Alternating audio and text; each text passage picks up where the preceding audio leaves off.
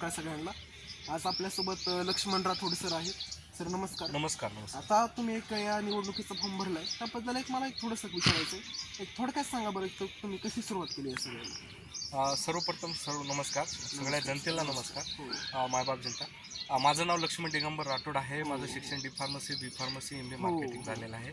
मी 2 वर्ष इंटास, 7 वर्ष ग्लेनमार्क, 2 वर्ष शेती, 1 वर्ष शेती, 2 वर्ष दुसऱ्या कंपनीत आणि आता मी एका कंपनीमध्ये कार्यरत आहे. ह्या गोष्टीची सुरुवात करत असताना मी तुम्हाला हे सांगू इच्छितो की ॲक्च्युली मला राजकारणामध्ये इंटरेस्ट खूप दिवसापासून होतं आहे आणि राहणार, परंतु सुरुवात नव्हती आणि मी सुरुवात केली आहे. चांगली गोष्ट ही चांगली गोष्ट आहे. आणि ॲक्च्युली मी क्षेत्र निवडत असताना मी नरवाडी पंचायत समिती हाच का निवडला, हा सगळ्यात मोठा मला प्रश्न विचारायचा होता. आणि हा जनतेचाही प्रश्न आहे.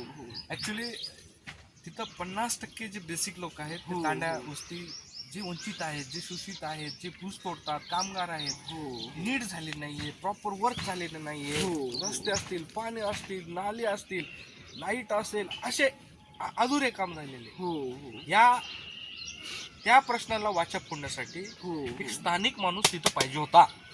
राईट. परंतु कोणत्याही पक्षाने त्यांना अप्रोच केलेलं नाही.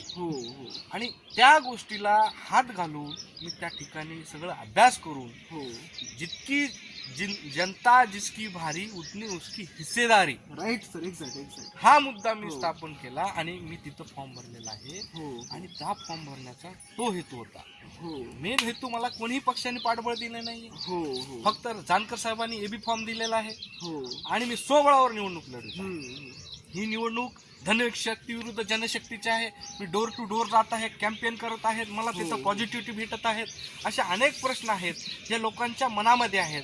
लोकांना मी कसला आहे उमेदवार, आपला बोलता आला पाहिजे का, आपला उमेदवार डोळ्यात डोळे घालून बघता म्हणजे बोलू शकतो का, लंगडा आहे का, पंगळा आहे का, दारू पिदाड आहे का, व्यसनी आहे का, हा नाही, हा आपला उमेदवार सक्षम आहे म्हणून मी तिथं गेलेलो आहे. हे क्लॅरिफिकेशन होणं खूप गरजेचं आहे. एक्झॅक्ट. हो सर. आता मग तुम्हाला एक रिस्पॉन्स कसा भेटतो आणि तुमचा एक रोड मॅप काय, म्हणजे बाबा काय करायचं? सर मी ॲक्च्युली संकल्प 2026 हा जो माझा हे आहे संकल्प पत्र, म्हणजे स्वघोषित काय करणार, हे मी ऑलरेडी जनतेला दिलेलं आहे. तलाठी, ग्रामसेवक हे माझे मुद्दे आहेत. हे विकासापासून वंचित झालेले आहेत, हे पळतात, हे ॲक्च्युली लोकांना भेटत नाहीत.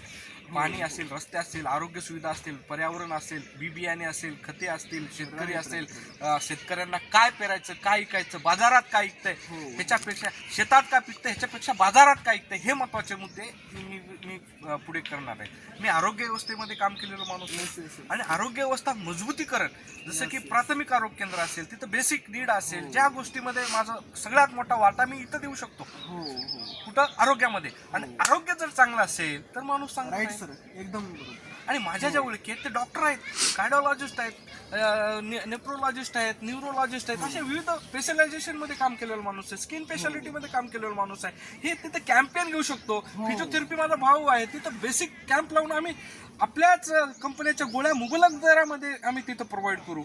जे हायर MRP मध्ये विकतात आम्ही ते कमी मध्ये तिथं देऊ आणि त्या लोकांना फायदा देऊ ज्यांना बाहेर जायची गरज नाही. तिथं एका आरोग्य व्यवस्थापनासाठी जायचं असेल तर 25-20 रुपये तिकीट घेऊन जावं लागतं, परंतु त्या व्यवस्थेत तेवढ्यातच आमचं दवाखाना होऊन जाईल असं मला वाटतं. हे माझं त्यांचं बेनिफिट आहे जर मला त्यांनी उमेदवारी मला निवडून दिलं तर.